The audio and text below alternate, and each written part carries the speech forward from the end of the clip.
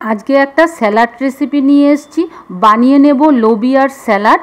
যারা weight loss জার্নিতে আছেন তারা এই রেসিপিটা বানিয়ে খেয়ে দেখতে পারেন। এই রেসিপিটা কিন্তু এমন একটা রেসিপি যেটা মানে খেলে মনটাও আপনাদের ভরবে না, আবার কিন্তু ওয়েটও বেড়ে যাবে না। আর এটার জন্য আমি একটা সস বানিয়ে নিয়েছি। এই সসটা দিয়ে দিলে এই রেসিপিটা একদম অন্য রকম টেস্ট হয়ে যাবে। আপনারা ভিডিওটা দেখতে থাকুন, আশা করি আপনাদের ভালো লাগবে। এখানে আমি প্রথমেই লোবিয়াটা নিয়ে নিয়েছি। এটাকে ইংলিশে লোবিয়া বলে, কিন্তু সাধারণ বাংলা ভাষায় এটা হচ্ছে বরবটির বিচি। এখন এটাকে ভালো করে ধুয়ে নিয়ে এসে 3 ঘন্টার জন্য জলে ভিজিয়ে রেখে দিয়েছিলাম। জলে ভেজানোতেই কিন্তু এটা একটু ফুলে গেছে। এখন এটাকে জলটা ফেলে দিয়ে নিয়ে আসলাম। আমি কুকার নিয়ে নিয়েছি, কুকারে এটাকে সিটি দিয়ে নেব। কুকারে দিয়ে দিলাম, সাথে দিয়ে দিলাম অল্প জল। আর এখানে আমি একটা আলু আর একটা গাজর এই কুকারের মধ্যে সেদ্ধ দিয়ে দিলাম। সাথে দিয়ে দিলাম অল্প নুন। কুকারটা বন্ধ করে ঠিক গ্যাসটা বাড়িয়ে আমি একটা সিটি দিয়ে নিয়েছি। তারপরে কুকারটা যখন নিজে নিজে খুলে গেছে তখন কিন্তু আমি খুলেছি। এখন আলু আর গাজরটাও সেদ্ধ হয়ে গেছে, সাথে লোবিয়াটাও সেদ্ধ হয়ে গেছে। এখন এগুলো জলটা ঝরিয়ে নিতে হবে, তাই আমি ঝাঁঝরিতে দিয়ে দিলাম যাতে জলটা ঝরে যায়। কিছুক্ষণের জন্য ছেড়ে দিলেই কিন্তু জলটা ঝরে যাবে। আর দেখুন লোবিয়াটা ঠিক এরকম সেদ্ধ হয়েছে। জলটা ফেলে দিয়ে আসলাম আর এখন এটাকে ছেড়ে দিলাম ঠিক 5 থেকে 7 মিনিটের জন্য। 5 থেকে 7 মিনিট পরই আলুটা আর গাজরটা আমি নিয়ে নিলাম। সাথে আমি কিছু সবজি নিয়ে নিয়েছি, যেমন 2টো পেঁয়াজ, একটা টমেটো, 2টো কাঁচা লঙ্কা।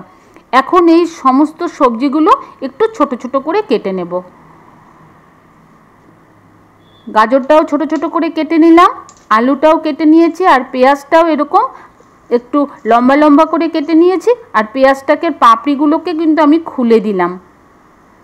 এখন একটা সস বানিয়ে নেব। মিক্সি নিয়ে তাতে কিছু শুকনো খোলায় ভেজে রাখা চিনে বাদাম দিয়ে দিলাম। তাতে দিয়ে দিলাম কয়েক টুকরো কাঁচা আম, অল্প নুন,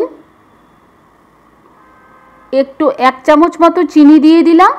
টক মিষ্টি একটা টেস্ট হলে ভালো লাগবে খেতে। গুঁড়ো লঙ্কা দিয়ে দিলাম অল্প, অল্প গোলমরিচ। আর এখানে কিছু তেঁতুল আমি ভিজিয়ে রেখেছিলাম, সেই তেঁতুলের জলটা দিয়ে দিলাম। চাইলে এখানে আপনারা লেবুর রসও দিয়ে নিতে পারেন। ভালো করে মিক্সিতে পেস্ট করে নিয়ে আসলাম, কিন্তু বাদামগুলো যাতে গোটা গোটা থাকে, মানে গোটা গোটা মুখে পড়ে, সেইভাবে আমি কিন্তু একটু মানে 2-1 বার খালি চালিয়ে নিয়েছি, একদম পেস্ট করে ফেলিনি।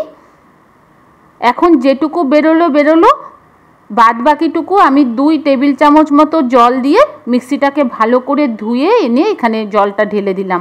এই একটা সস তৈরি করে নিলাম। এই সসটা দিয়ে দিলে কিন্তু এই স্যালাডটার টেস্ট অনেকটা বেড়ে যাবে। এখন আমি একটা বড় বাটি নিয়ে নিয়েছি, তাতে প্রথমে সেদ্ধ করা লোবিয়াটা দিয়ে দিলাম। তারপরে আমি যে সবজিগুলো কেটে রেখেছিলাম, যেমন কাটা পেঁয়াজ, কাঁচা লঙ্কা, টমেটো,